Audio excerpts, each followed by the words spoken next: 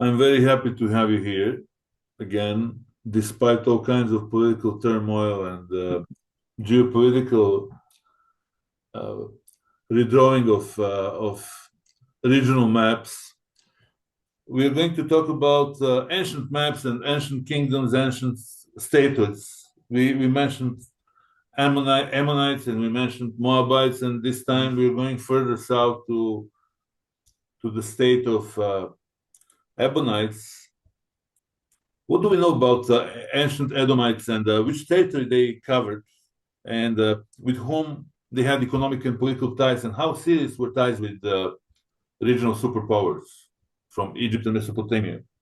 Sure. Yeah. So, um, I guess to just start with kind of where they are. Generally speaking, the Edomites, their territory changed southern part of Jordan to Eilat, or that area, and even farther, who are in the Negev. And I think the best way, or one of the best ways to think about the Edomites, isn't so much as a territory there. How well it's controlled at any given time is kind of a question mark.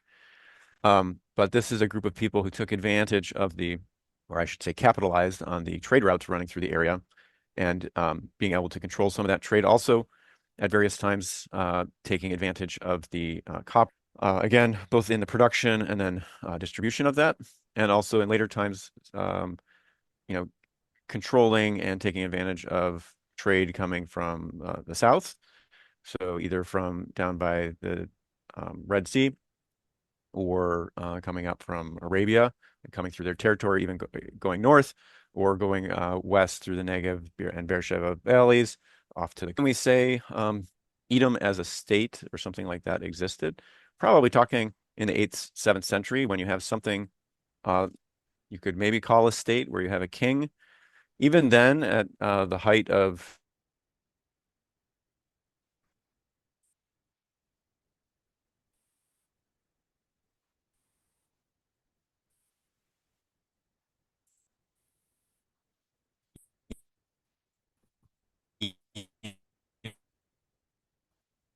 them as a state we're talking about is relatively diffuse. It's spread out and not hugely localized in some massive capital city or something like that. Who they traded with? They certainly had trade going westward across the Negev, would have interacted in the Iron Age with Judeans, and of course, across the Negev and Beersheba over to Philistine kind of territory where materials that they could have brought back and forth would also go out into the Mediterranean. And then, of course, moving north, on the north-south axis, going up through Moab.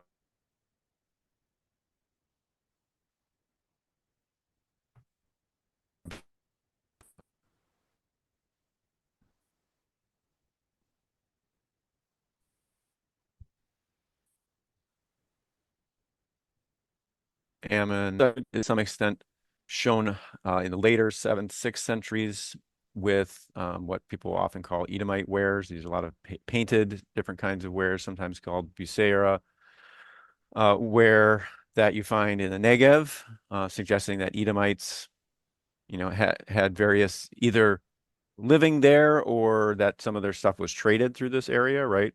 So clearly these people are more on the mobile side of things rather than the staying in one place, situated in one place. There's a much more mobile aspect to it than in some of the other places that we talked about, like Moab and Ammon. And really, this is, I think, the mobility part of it is, to me, a response to the environment that they're in. This isn't where Edom is located roughly is, desert.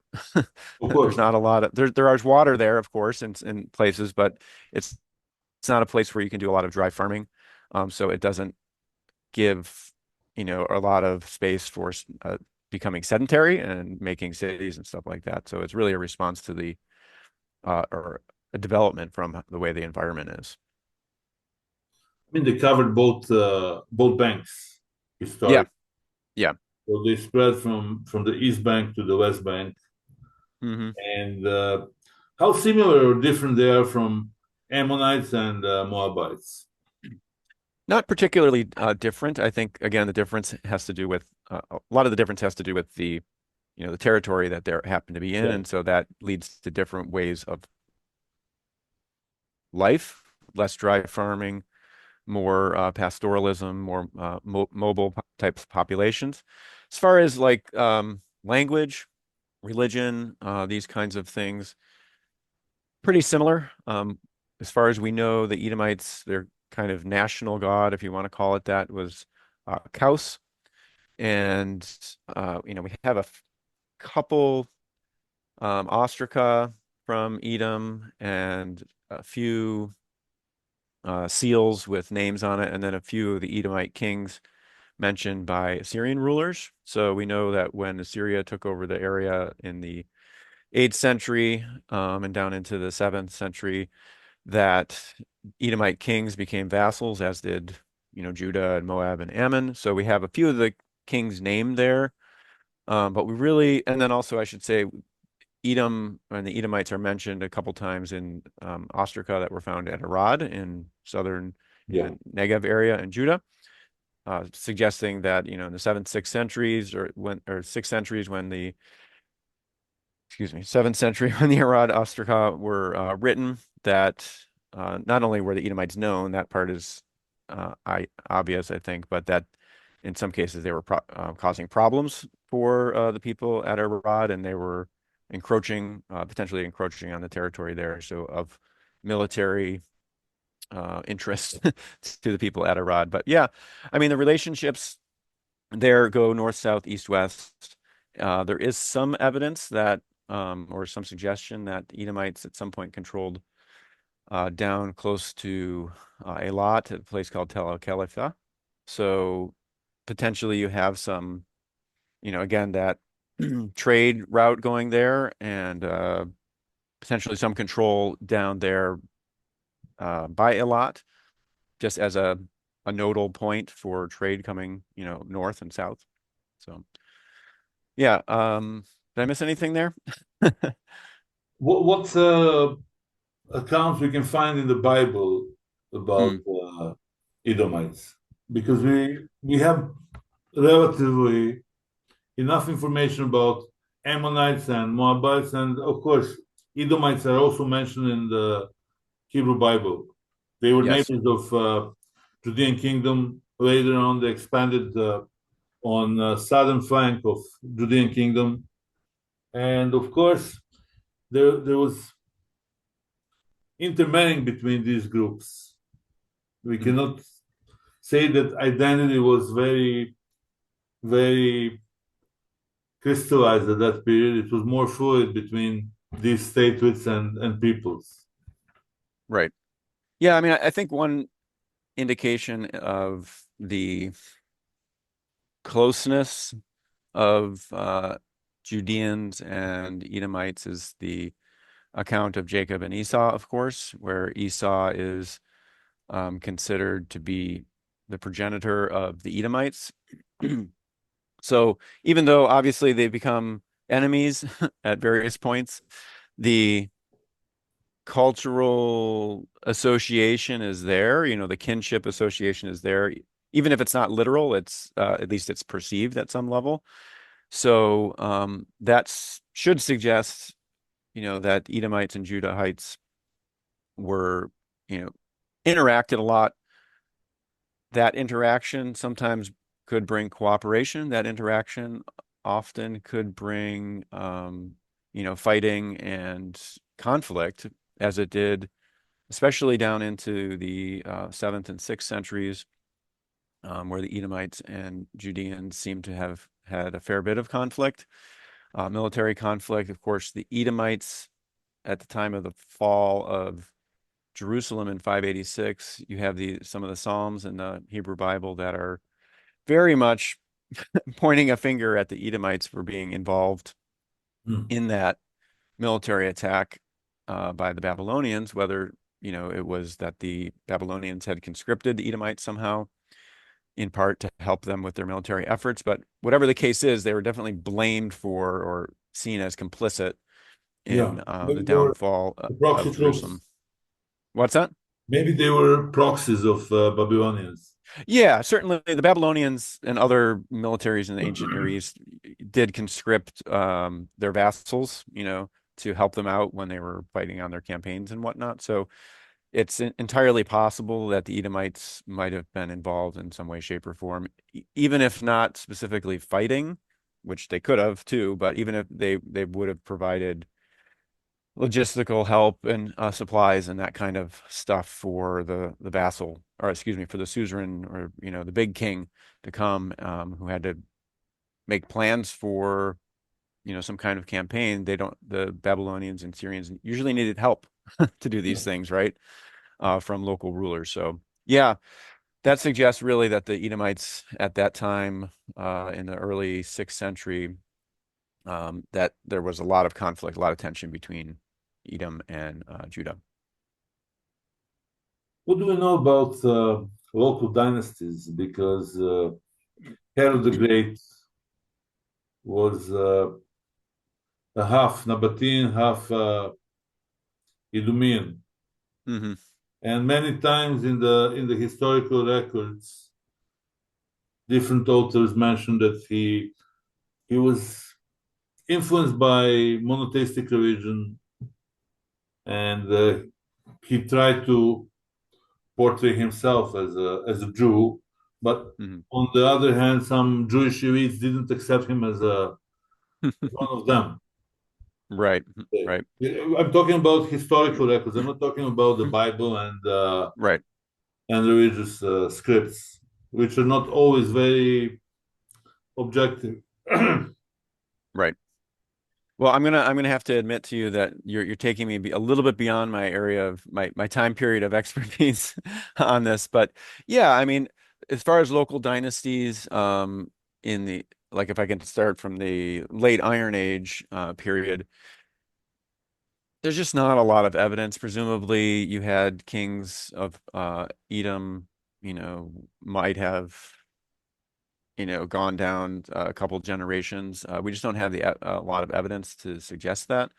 But in as much as rulers tend to bequeath to their offspring their position, that's likely to have happened. And then you get people like Herod and others who, might be of quote unquote mixed ancestry, Yeah, whatever that means. I don't, you know, yes. it's not always clear that it's sometimes more notional in the head than it is reality on the ground. But whatever the case is, people like Herod and others will seek to portray themselves as having certain kinds of ancestry because it gives them, or they perceive that it gives them some kind of political advantage, governing the area over which, they are. The other reality is that when you're talking about, let's say from let's just say the Persian period, and down past that into Hellenistic and Roman period, we tend to think of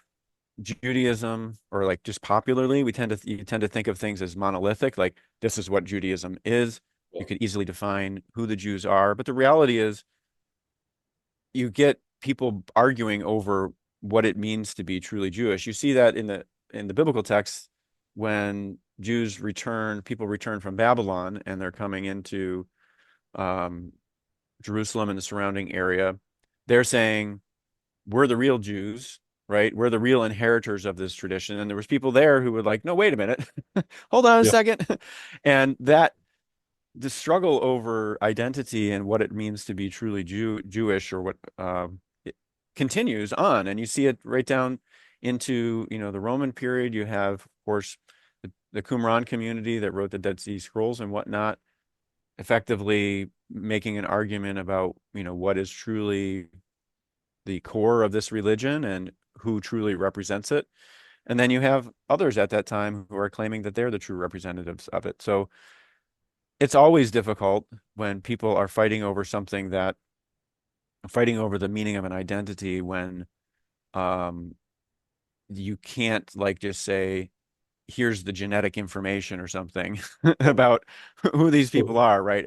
Really, what you have is a whole bunch of different competing cultural notions, and Cultural concept and religious concept. We cannot say that yeah, all Muslims are the same ethnic group, or all Christians belong to the same ethnic group. This Right. that would be ludicrous.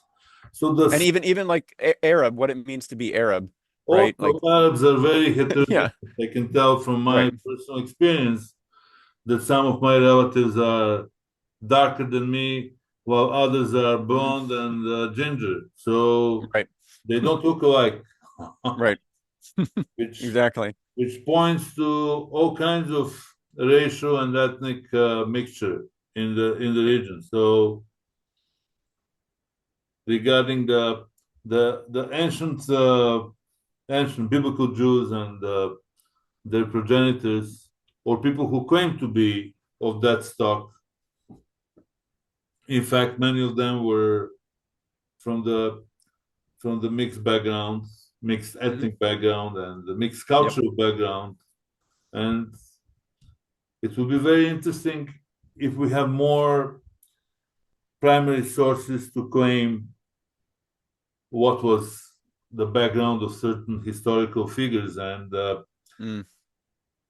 have you dug at Ebonite sites in the past? Because you operated in both banks in Yeah, no, I haven't. I've been to, a few uh sites just like in touring, but no, I have not had an opportunity to excavate at any Edomite sites. what can we say more about Ebonites? How they disappeared from the history?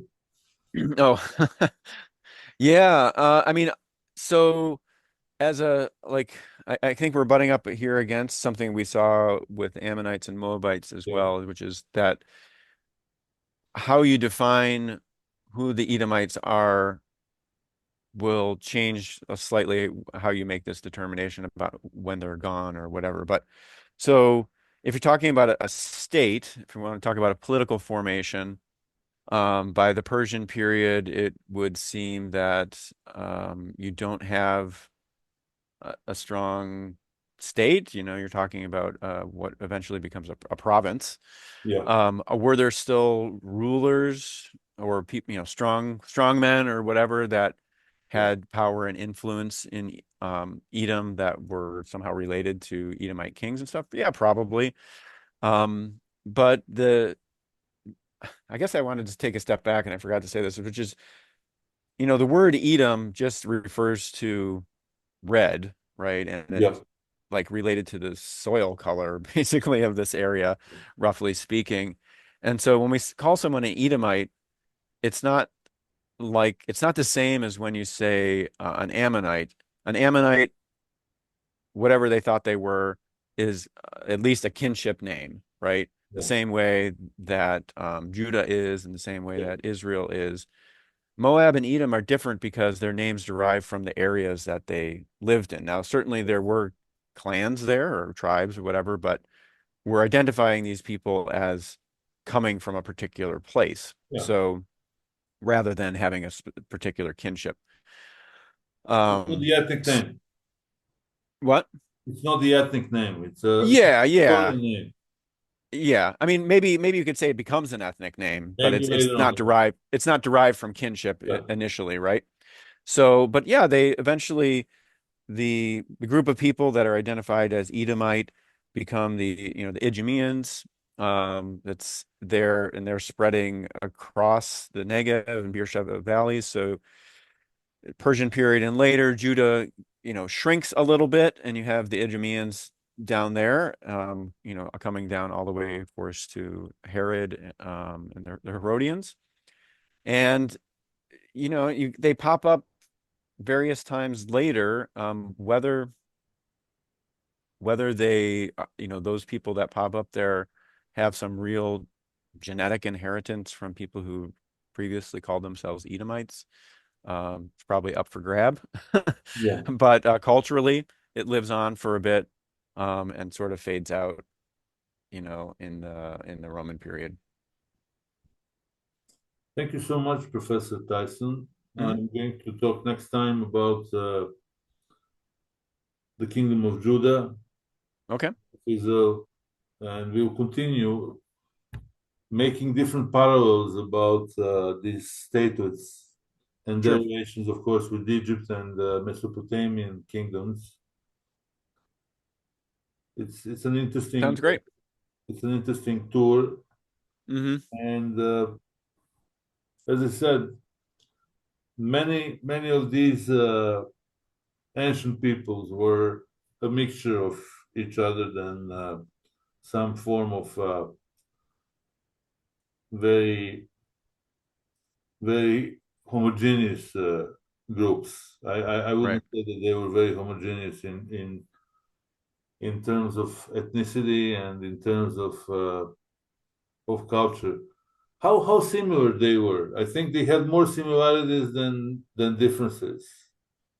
Yeah, I mean, if you're talking about this whole area, if you're like talking about Israel, Judah, Ammon, Moab, Edom, even honestly, to some extent, the Phoenicians Yes. and Arameans and whatnot, right? Like there are certainly differences. There's some differences in language. There's differences in material culture to some extent. There's differences in religion and stuff. But yeah, we're taught, these people are not like if you could get them together in a room, and try to make a list of things on a chalkboard about like all the things they shared, like you're probably going to end up with 90% of things that Similarities. you share. Yeah. I mean, Yeah. whatever. I'm just get like it's I always so in my classes sometimes and I end up talking about Christianity, especially Christianity in Yeah. the United States. It's like you have all of these different denominations, right? And especially in the Protestant tradition,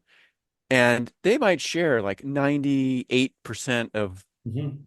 beliefs and practices, and yet they identify themselves as a totally different, like Yeah. but it's like, We okay, can let's talk just make a about that in the future.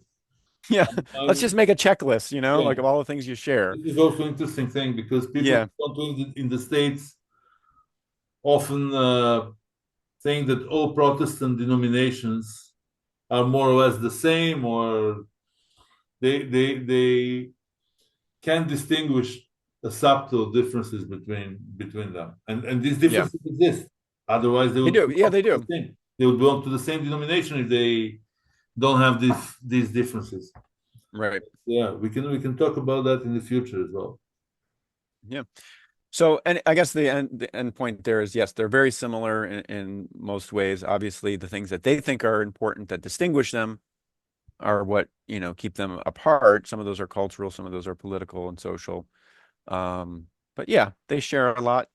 And significant part of what they share has to do with the place they live, the physical environment, which sort of leads you to a certain subset of ways of living, right? That you're not going to have, there's no place in Israel, Judah, Ammon, Moab, Edom that's going to have a culture like Egypt or Mesopotamia where there's tons and tons of water, right? Like they're going to be different Yes. because of the environment. And that's maybe what they share most of all is that environment that keeps them in a certain kind of mode of life. So, Thank you so yep. much, and Thank we're you. going to keep in touch. It All was a right. pleasure to see you again, and very soon we're going to continue our conversation. I All wish right. you a successful day, I will. successful period, and we'll see who's going to become the new U.S. president in a while. Yeah. I I mean, suppose we will. we don't have to over dramatize these elections. At least I'm not the guy who's going to be too excited about the prospect of one candidate or another. Maybe for people who live, not maybe for sure, people who live in the states, they have a different perception of both Yeah, candidates. we'll see. Some of us are at a place where we have a preference Yeah, for candidate, but we still don't know whether it's going to make a difference. yeah, So exactly. So we'll see. we'll see. All I right. wish you all the best. Thank you so Peace much. be with you. Bye All the bye. best. Bye bye.